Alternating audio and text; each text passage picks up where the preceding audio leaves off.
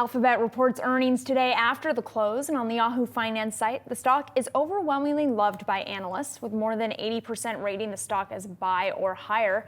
For investors looking to buy in, our markets and data editor Jared Blikre breaks down the average return on investment if you're adding to your holdings around earnings. Hey, Jared. Thank you, Maddie. We're going to try to answer one simple question for investors. How have Alphabet investors historically fared after earnings? And of course, that key word there is historically, because we have earnings announcements going back all the way to 2004, so we can kind of study them and see what the day after, what the week after, what the month after, even the year after look like. And we're going to start with a look back period of only 2.5 years, and that's about 10 reports, because that's about how long this bull market has lasted. And we've seen kind of a different character here.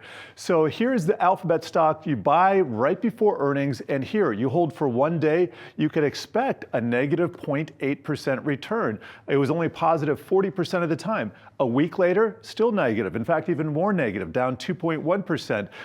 And then it was split between green and red 1 week later. 1 month later, you finally get positive of an average return of about 1%.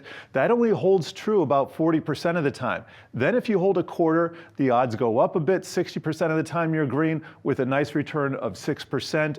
And finally, after a year, we see that the average return is about 32%, with 100% of the time landing in the green, but we haven't had 1 year since all of these earnings have announced, so take that with a grain of salt. I say all of this because it's a little bit different than what has happened historically with Alphabet stock. So if you go back all the way to 2004, I have what's happened 1 day, 1 week, 1 month later in blue here, and that compares to what we were just looking at. We see those negative returns for 1 day later and 1 week later for this look back period of 2.5 years, this bull market.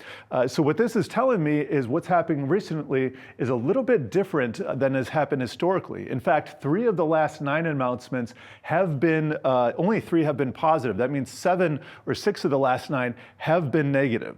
So that's kind of what we're facing now. And now I want to get a little bit more granular and tell investors what the options market is pricing in for investors over the next day. So here we're going to have to define options implied volatility. Sounds complicated, it's really not. This is just measuring investors' expectations of future price swings based on current options prices. And so based on this, we get one number. The options market is expecting a move of 6.2% from the close today to the close tomorrow.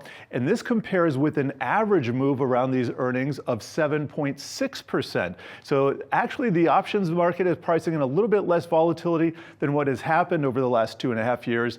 And then finally, we have the average daily movement on non-earnings day, and that's quite a bit lower, 2.3%. So the bottom line is we should expect quite a bit more volatility that we're seeing on a day-to-day basis, but maybe not as much as we have seen historically. And I'll send it back to you guys on that. All right, we'll see how this all plays out just about 5 hours from now. Great stuff, Jared. Thanks.